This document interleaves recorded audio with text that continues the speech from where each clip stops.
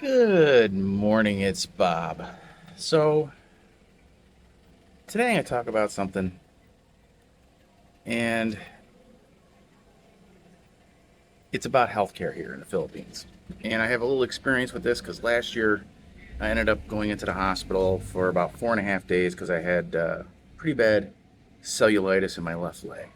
And so, the healthcare system here. Let's talk about that. There are two types here. You have the public and you have the private. Most of the people here, the indigenous population, go to the the public, because there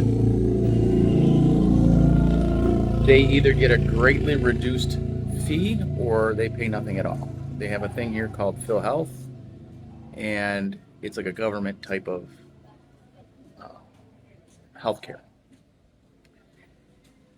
Then you have the private. That's where I went. I did the private. The private still does accept Phil Health, but just at a discounted price. For me, I don't have health insurance here, and I'll explain that in a minute. So last year, I ended up going into the hospital, had cellulitis. My bill after the 4 days was roughly 75,000 pesos, 80,000 pesos, and that included everything: the room, TV, food, all the medication, everything, by 80,000 pesos. That would be about $1,300, I think, is what it is. Something like that, 1,300.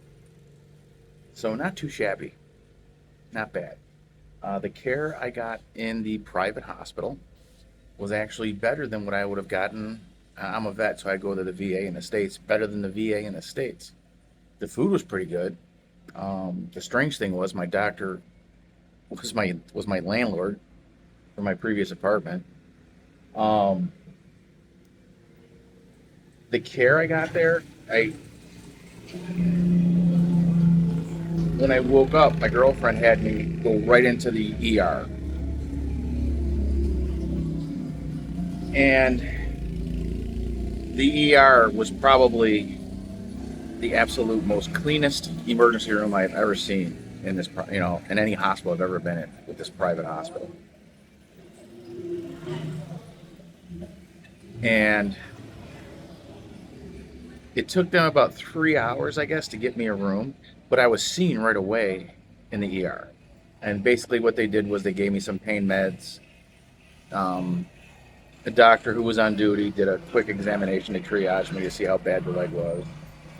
Took all the blood tests, and yeah, it was. I was in my room within about 3 hours. The bed was a little lacking. I got a private room. Now here you can either have a private room or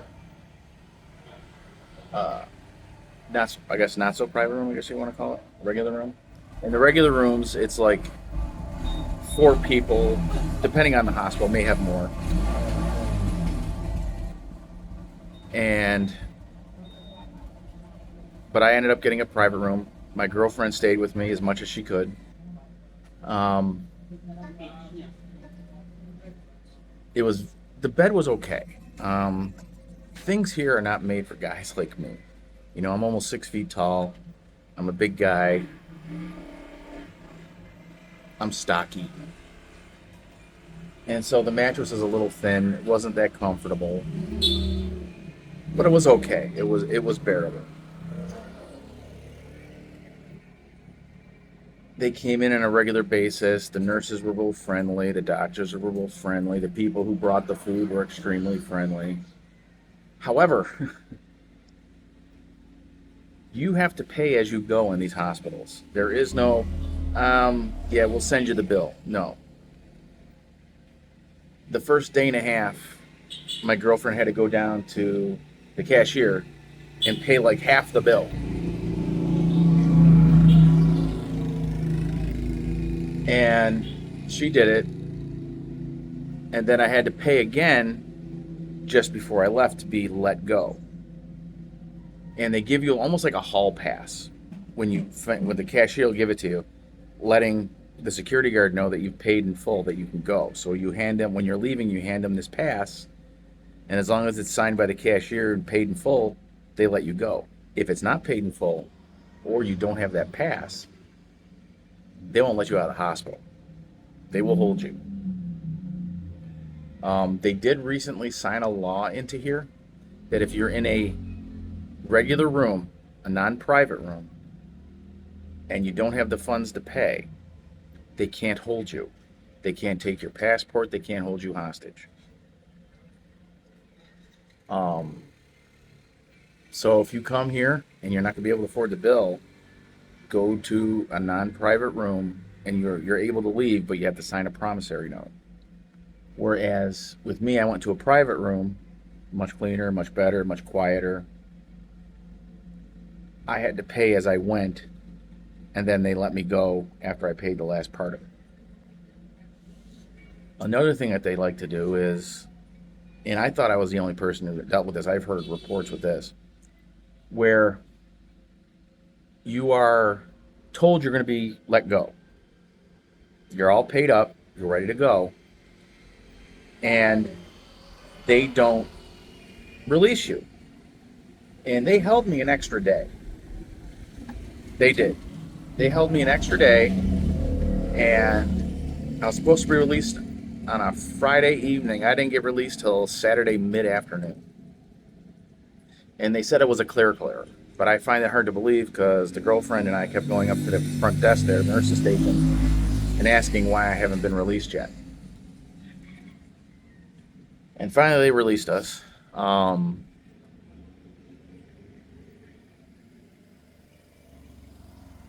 Yeah, it's different here. It's a lot cheaper. The ER visit, I had some pretty heavy meds that they gave me for the pain. Just the ER visit was about 17,000 pesos, which is about a little over $300.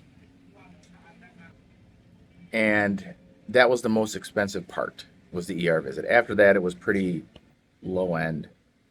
It wasn't that bad. So if you're going to stay here long term, getting health insurance, that's up to you.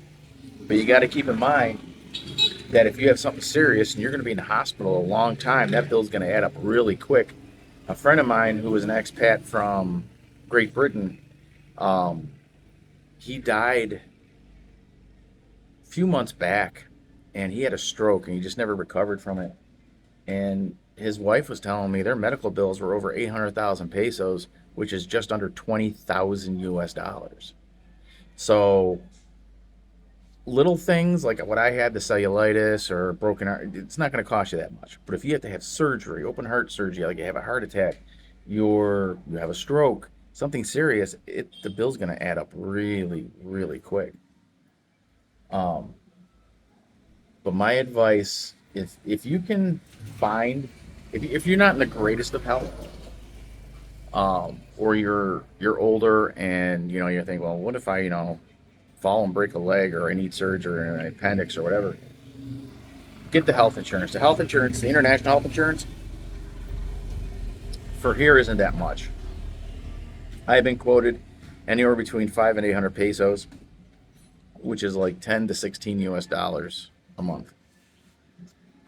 But if you're in good health and you don't think anything major is going to happen to you, like a heart attack, whatever, but you never know. I mean, you could probably chance it and not get the health insurance. And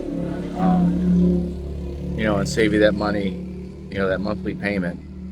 And even if you get health insurance, if you're not in their network, they may reimburse you. So you'd have to pay first and then get reimbursed later. So you'd have to check to make sure that your local hospitals are all in with this health insurance. But yeah, that's my take on the health people here, the healthcare. Yeah, I would, choose a private hospital, a lot cleaner, a lot quicker, and they have a lot more high-tech stuff. But you're going to pay a little more, and it's worth it.